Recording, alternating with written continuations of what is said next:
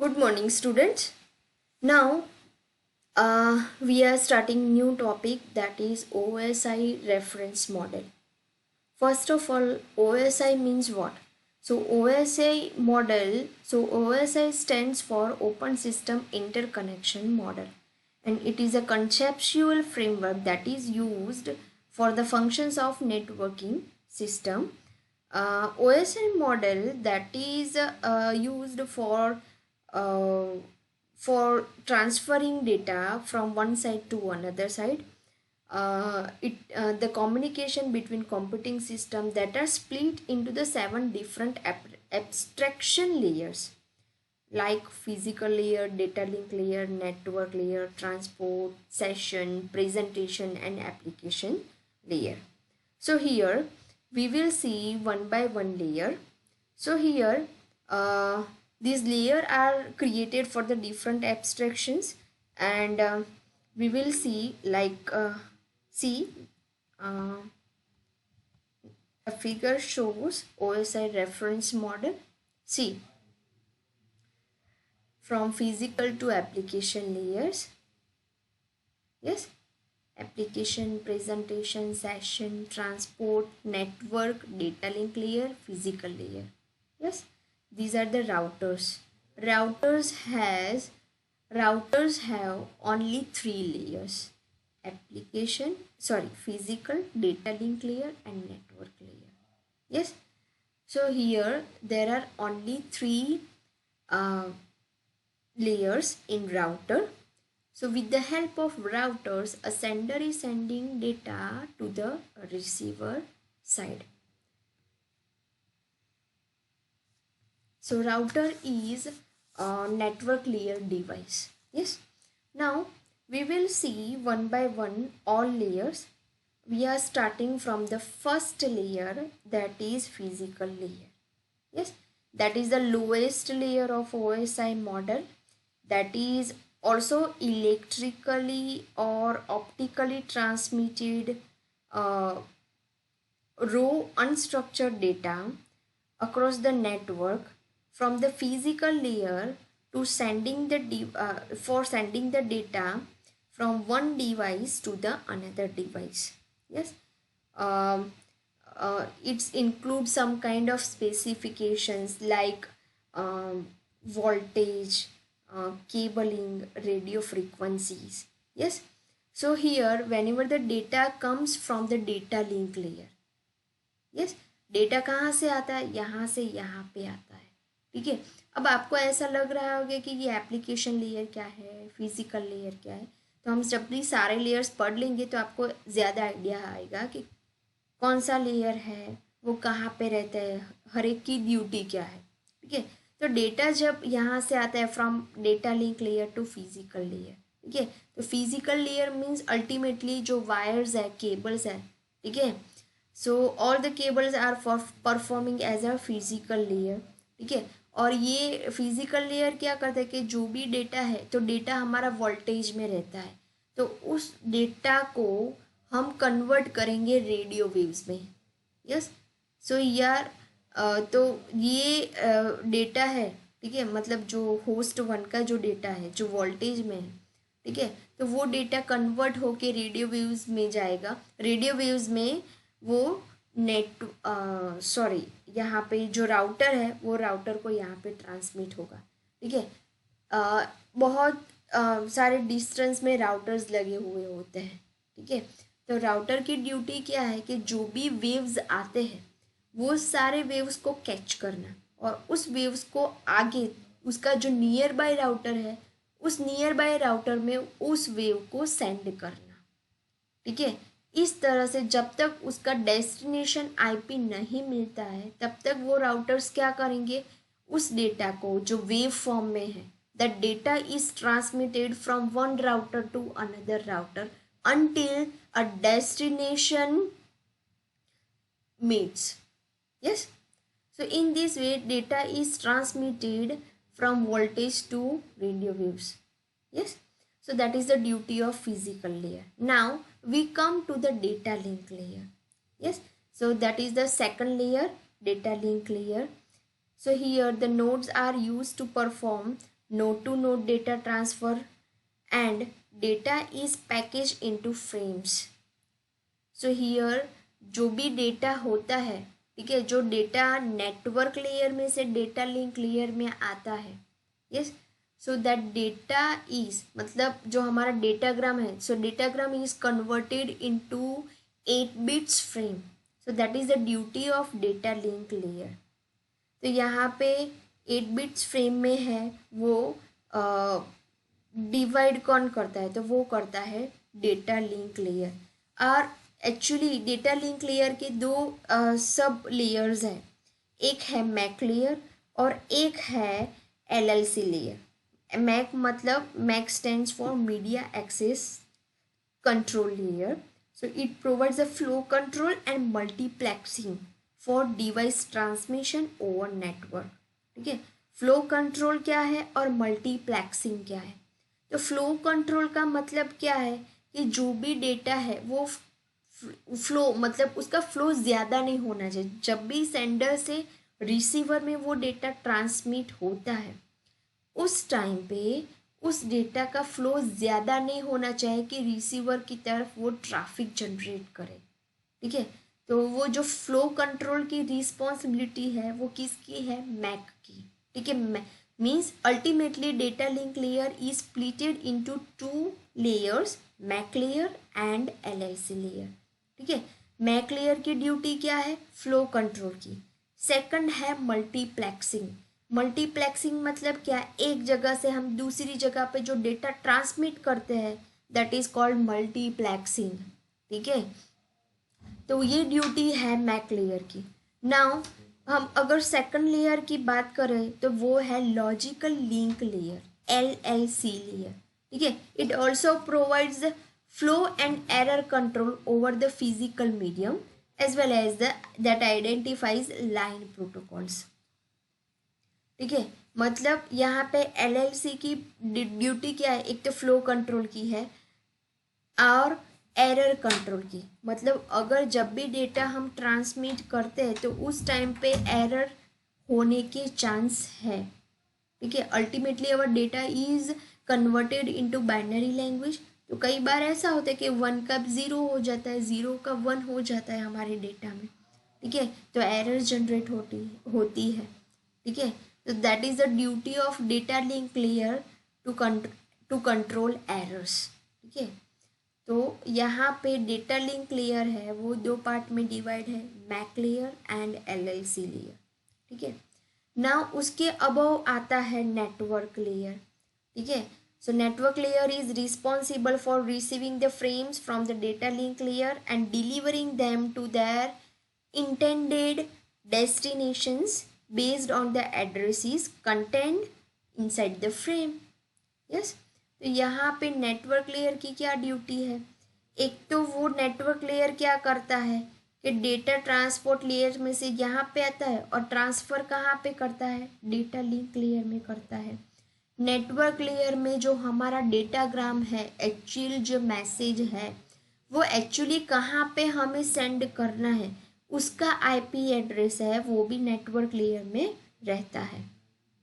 Okay,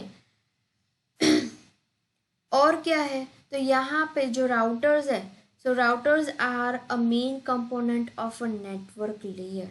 ठीक है, तो रूट की information that is also provided by network layer. ये डेटा है वो कहाँ से कहाँ जाएगा.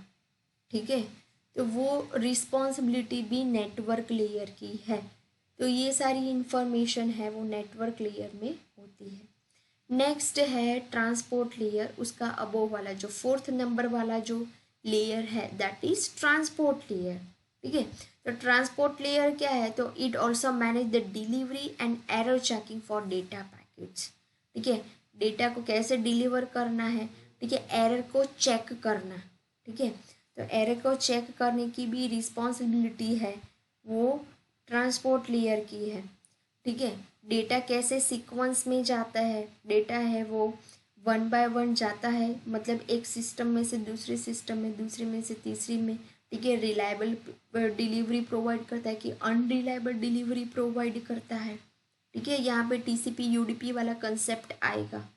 ठीक है, तो वो कहाँ पे पॉसिबल है, so that is possible in a transport layer. ठीक है, तो यहाँ पे जो बेस्ट एग्जाम्पल अगर हम बोले ट्रांसपोर्ट लेयर का, तो TCP is a best example for transport layer. Next है सेशन लेयर। ठीक है, जो 5th नंबर का लेयर है सेशन लेयर, तो डेटा है वो प्रेजेंटेशन लेयर में से सेशन लेयर में आएगा, और सेशन लेयर है वो ट्रांसपोर्ट लेयर में सेंड करेगा। ठीक है, तो सेशन लेयर में क्या है, तो सेशन लेयर है वो जो भी कन्वर्जेशन है दो कंप्यूटर का, ठीक है, तो वो कन्वर्जेशन है वो उस पर कंट्रोल रखता है। जो सेशन है दो कंप्यूटर के बीच में, जो सेशन मेंटेन होता है, ठीक है, या कनेक्शन बोलो, तो उसका जो सेटअप है वो कैसे सेटअप करना है, कैसे मैनेज करना है, ठीक है, फिर कितनी और टर्मिनेट करना है, तो ये सारी रिस्पॉन्सिबिलिटी सेशन लेयर की है। ठीक है, it also provides the authentication and reconnection. ठीक है, यूज़र है वो ऑथेंटिकेटेड यूज़र है कि नहीं है, अगर कनेक्शन लॉस्ट हो गया है, ठीक है, सेशन एक्सपायर्ड हो जाए, जैसे आप कई बार गवर्नमेंट एग्जाम के लिए प्रिपरेशन करते हो तो गवर्नमेंट साइट है, ठीक है, तो एक specific time is allocated to every user. ठीक है, so after some time that session will be expired. ठीक है, तो वो एक्सपायर्ड हो जाता है, ठीक है, तो उसको कैसे रिकनेक्ट करना है, तो उसकी जो रिस्पॉन्सिबिलिटी है that is responsibility lies for in session layer. ठीक है, तो ये सेशन लेयर की ड्यूटी है। Next we are talking about layer 6 that is presentation layer.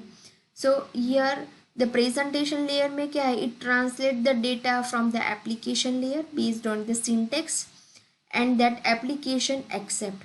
ठीक है, प्रेजेंटेशन डेटा का प्रेजेंटेशन कैसा होना चाहिए, ठीक है, तो इसीलिए इसको सिंटेक्स लेयर भी हम बोल सकते हैं। और ये जो एनक्रिप्शन और डिक्रिप्शन की रिस्पॉन्सिबिलिटी, ठीक है, डेटा को एनक्रिप्ट करना है, कैसे डेटा को डिक्रिप्ट करेंगे, तो इसकी रिस्पॉन्सिबिलिटी है प्रेजेंटेशन लेयर की। ठीक है, तो presentation layer is also called syntax layer. How the data is looking like, कैसे प्रेजेंट करते हैं, ठीक है, प्रॉपर फॉर्मेट कैसा होना चाहिए, तो इसीलिए उसको सिंटेक्स लेयर भी बोलते हैं। ठीक है, and how the data is encrypted and decrypted. ठीक है, so that responsibilities lie in presentation layer. Now last layer is application layer. Yes, तो एप्लीकेशन लेयर में क्या है, तो बोथ जो एंड यूजर है, ठीक है, वो डायरेक्टली इंटरेक्ट करते हैं विद द सॉफ्टवेयर एप्लीकेशन। ठीक है, जैसे कि मैं बोलती हूँ कि मुझे मेल सेंड करना है, ठीक है, तो मैं मेल सेंड करती हूँ जीमेल से, ठीक है, और वो डेटा है वो एक जगह से, मतलब एक होस्ट से दूसरी होस्ट पे वो डेटा मिल जाता है। तो एप्लीकेशन लिए मतलब कोई भी एप्लीकेशन के थ्रू आप डेटा सेंड करते हो, जैसे कि आप व्हाट्सअप यूज़ करते हो, तो WhatsApp that is a application. ठीक है, तो आप उसके थ्रू डेटा को एक जगह पे, मतलब आप आपके फ्रेंड को मैसेज करते हो, तो आपका जो डेटा है वो एक जगह से दूसरी जगह पे आपके फ्रेंड को मिलता है। ठीक है, तो with the help of application both user are interact easily. Yes, so that is possible with the help of application layers. ठीक है, this layer also provides a network service that is provided to the end user applications such as web browsers. Yes, so this application layer identifies the communication partners, resource availability and synchronize communication. Yes, so how a data is transmitted, so we will see this figure. Suppose I want to send some message to my friend with the help of WhatsApp application. Yes, तो मैंने message type किया, ठीक है, या फिर मैं मुझे कोई फाइल कोई डॉक्यूमेंट सेंड करना है, तो मैं डॉक्यूमेंट सिलेक्ट करूँगी और डेटा सेंड करूँगी। तो जो डॉक्यूमेंट सिलेक्ट करती हूँ तो मेरी एप्लीकेशन है, एप्लीकेशन के थ्रू डेटा सेंड करती हूँ, ठीक है, तो वो आएगा एप्लीकेशन लेयर में। फिर वो डेटा कैसा दिखता है, किस टाइप का प्रॉपर फॉर्मेट है, PDF है, PPT है, डॉक फाइल है, क्या है, स्प्रेडशीट है, दैट इज़ प्रेजेंटेशन लेयर में आएगा। सेशन लेयर कितने टाइम में डेटा सेंड होता है, ठीक है। अगर फेल हो जाते तो फिर से रिकनेक्ट होके दूसरी बार उसको मिल जाता है। ट्रांसपोर्ट लेयर तो कैसी डिलीवरी प्रोवाइड करते हैं, अगर डेटा लेंदी है तो डेटा को हम स्प्लिट करके डेटा सेंड होता है, हमें स्प्लिट नहीं करना है, ठीक है, वो नेटवर्क में ही अपने आप हो जाता है, ठीक है। तो ऐसी फंक्शनलिटी है कि if data is lengthy, data means datagram, ठीक है। नेटवर्किंग की लैंग्वेज में हम डेटा को डेटाग्राम बोलते हैं, ठीक है। If the datagram is very lengthy then that datagram is divided into small size packets, yes, and these packets are sent, so that is the responsibility of transport layer. Then at which place or on which IP we want to send that data, so that is the responsibility of network layer. IP address पता होगा तभी हम data send कर पाएंगे, ठीक है। Data है तो यहाँ पे जब आता है, अगर डेटा में कुछ एरर है तो वो करेक्ट करने की रिस्पॉन्सिबिलिटी किसकी है, तो डेटा लिंक लेयर की है। फिर वहाँ से डेटा हमारा यहाँ पे आता है फिजिकल लेयर में, ठीक है। फिजिकल लेयर में जब आता है तो डेटा है यहाँ पे वायर में, मतलब वोल्टेज में रहता है हमारा डेटा, ठीक है, इलेक्ट्रिकली, तो उसको वेव्स में कन्वर्ट करने का काम है, ठीक है, वो फिजिकल लेयर का रहता है। यहाँ से राउटर में गया, राउटर में से नेटवर्क में गया, डेटा लिंक लेयर में गया फिजिकल में, फिर यहाँ से यहाँ पे गया, ठीक है, यहाँ से यहाँ पे जाके, यहाँ से यहाँ पे जाके, यहाँ से जाके यहाँ पे सेंड होता है। फिर यहाँ से वो डेटा है, जब जब डेटा है वो अब जाएगा एक एक लेयर में, तो तब उसके साथ जो हेडर्स अटैच, सॉरी यहाँ पे नहीं आएंगे, तो यहाँ पे डेटा है वो अप आता है और डेटा फाइनली है वो दूसरे यूज़र को दिखता है, ठीक है। यहाँ से क्या होगा, अप टू डाउन, और यहाँ से डाउन टू अप जाएगा, तब जो सेकंड होस्ट है वो डेटा को देख पाएगा, ठीक है। तो इस तरह से OSI रेफरेंस मॉडल है वो वर्क करता है।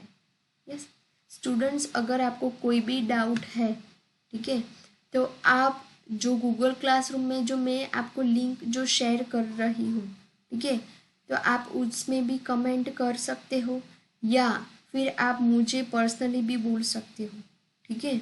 तो मैं आपको वो कंसेप्ट है वो नेक्स्ट लेक्चर में थोड़ा रिवाइज कर दूँगी, ठीक है स्टूडेंट्स। Thank you.